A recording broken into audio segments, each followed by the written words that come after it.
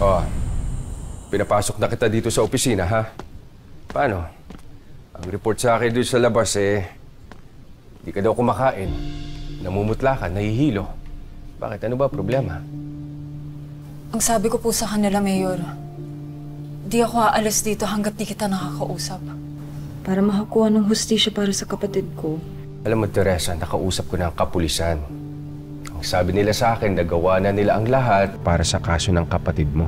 Kung nagawa na po nilang lahat, edi sana may lead na po yung kaso namin. Lahat po gagawin ko.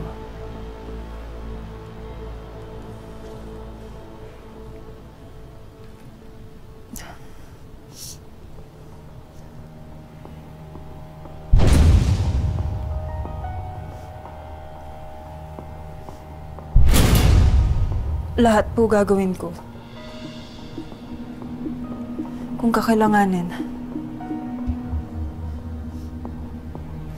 Lahat po gagawin ko. Ano ginagawa mo? Ha? Ano ginagawa mo, Teresa? Ito yung gusto mo. Tigilan mo yan! No!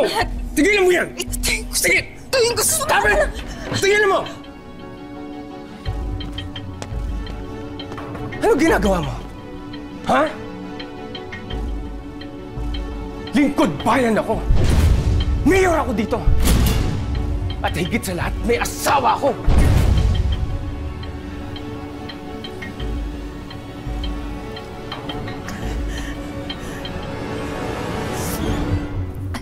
Pasensya na ho kayo.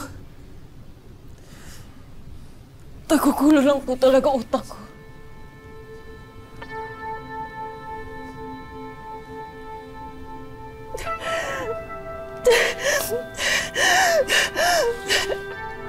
Ganito na lang. Bukas sa bukas, kakusapin ko si Chief Policar.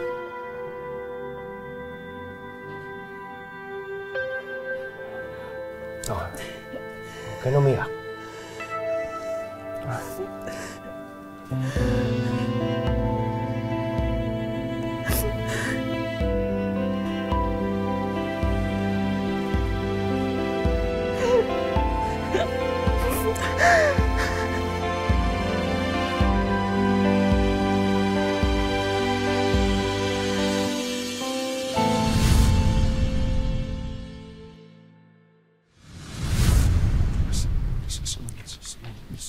Mayor, Oh, magpapaalam na ho sana ako.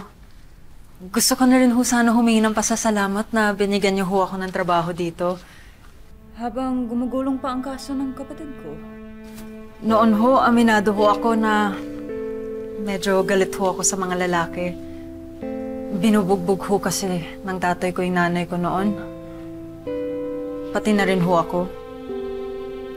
Pero nung nakilala ho kita, nag-iba na ho yung pananaw ko. ganun ba? Alam mo, ginagawa ko lang naman yung trabaho ko eh. Isa sa mga gusto ko yung nakapagbibigay ako ng hope sa kagaya mo.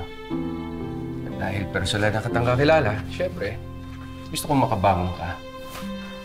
Sayang ka eh. Talino, maganda. Kunting sipag pa malayo mararating mo. Mayor. Para sa inyo ho. Tubong paete ho kasi kami. At naging negosyo ho namin yan noon.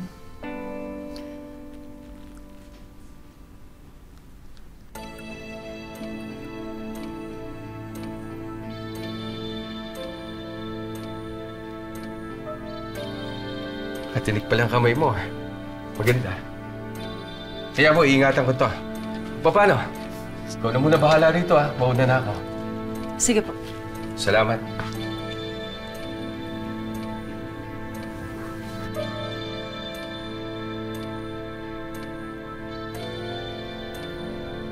Mali ito, Teresa. Mabuti lang siya sa'yo. Pero may asawa na siya. Ipapaluti ko na po. Grabe. Mahal na mahal niyo po talaga yung asawa niyo, no? Napakaswerte naman ni Madam Shaza sa inyo.